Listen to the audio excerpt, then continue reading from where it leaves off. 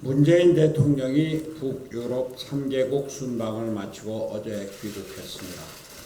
문 대통령은 이번 순방 중 한반도 평화에 대한 지지를 호소하는 한편 북한이 국제사회에 실질적인 핵 폐기 의지를 보일 것을 요구했습니다. 또 ICT와 바이오헬스 등 미래 신산업 분야에 대한 합의와 투자를 이끌어냈습니다. 이번 순방의 성과로 평가할 만합니다. 그러나 이번 북유럽 순방은 이 나라들이 우리가 추구하는 미래 비전이기 때문에 더욱 큰 의미가 있습니다. 이들 3국은 세계에서 가장 높은 행복지수를 기록하고 있습니다. 2019년 유엔에서 발표된 행복지수 보고서에 따르면 조사된 156개국 중에 한국은 54위입니다만 핀란드는 1위, 노르웨이는 3위, 스웨덴은 7위였습니다. 이들 노르딕 국가 국민들의 행복지수가 높은 데에는 스칸디나비아 모델 혹은 노르딕 모델이라고 일컬어지는 이들 국가들이 가지는 사회 경제 정책에 있습니다. 이러한 경제 사회 정책을 구성하는 요소는 3가지입니다. 첫째, 노사정 3자 협력에 기초한 전국 중앙 수준의 단체 교섭. 둘째, 혁신 성장에 기초한 자유시장 경제. 셋째, 포괄적이고 포용적인 복지국가입니다. 노사협력에 기초한 전국 중앙 수준의 단체 교섭은 높은 임금은 깎고 낮은 임금은 올리는 연대 임금 정책의 틀 안에서 진행되었습니다. 여기에서 대기업 노동조합의 양보는 필수적이었습니다. 중앙 수준의 단체 교섭은 높은 생산성을 가진 기업으로 하여금 그들이 가진 여력보다 적은 수준의 임금 지급이 가능하도록 했습니다. 높은 임금은 깎고 낮은 임금은 올리는 연대 임금 정책이 혁신을 통한 생산성 향상은 바로 기업가의 몫이 될 수 있도록 했습니다. 철저하게 기업의 관점에서 기업의 주도로 혁신이 진행되었던 것입니다. 노사정의 협의와 타협, 양보를 통해 의회에 제안된 정책은 협치에 기초한 정치 과정을 통해 입법화될 수 있었습니다.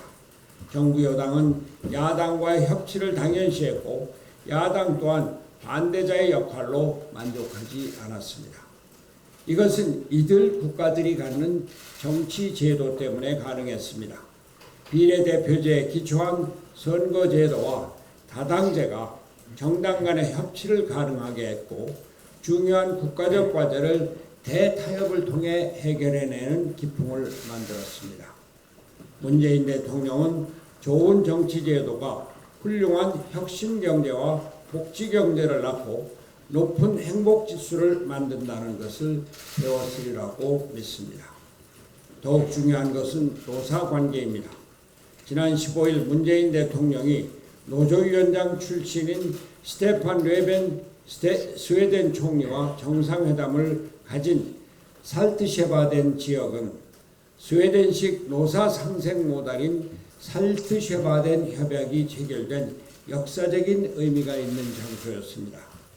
살트쉐바덴 협약은 1933년 스웨덴 건설 노조의 장기 파업으로 국가적 위기에 봉착하자 집권 3인당 정부의 중재 아래 스웨덴 노동자 총연맹과 경영자 총연합회가 5년간 협상 끝에 1983년 노동시장위원회, 임금협상, 노동자 회복, 노동쟁의 등 4개 조항을 담은 합의문에 서명한 협약으로 노사 간 극한적 대립을 배제한 평화적 타결로 스웨덴이 갈등 사회에서 복지국가로 탈바꿈한 계기가 된 협약입니다. 협약이 체결된 1930년대 당시 스웨덴은 극심한 노사 갈등으로 인한 경제 불황으로 전체 인구의 5분의 1이 해외로 이민을 떠나던 실정이었습니다. 그러나 노사 간 대타협을 이룬 살트쉐바덴 협약이 체결됨으로써 스웨덴은 대립과 갈등의 노사 문화를 대화와 타협의 문화로 바꾸고 세계적인 선진국으로 발돋움할 수 있었습니다. 문재인 대통령도 이러한 역사를 언급하였지만 우리나라는 지금 걷잡을 수 없이 증대되고 있는 노사 갈등이 기업 활동을 옥죄고 있습니다. 북유럽 국가들은 노사관계 안정을 통해 혁신 성장을 이뤄냈는데 문재인 정부는 오히려 친노조 반기업 정책을 펼치면서 노사 갈등은 더욱 커지고 기업은 떠나고 있습니다. 기재부가 지난 14일 발표한 자료에 따르면 올 1분기 해외 직접 투자액은 141억 1천만 달러로 전년도 동기간 대비 약 45%나 급증했습니다. 통계가 작성된 1981년 이후 38년 만에 최고치라고 합니다. 더 심각한 점은 중소기업의 해외 투자액이 전년 동기 대비 2배 수준으로 급증했을 뿐만 아니라 경제 근간인 제조업의 해외 직접 투자액이 140%나 폭증했다는 사실입니다.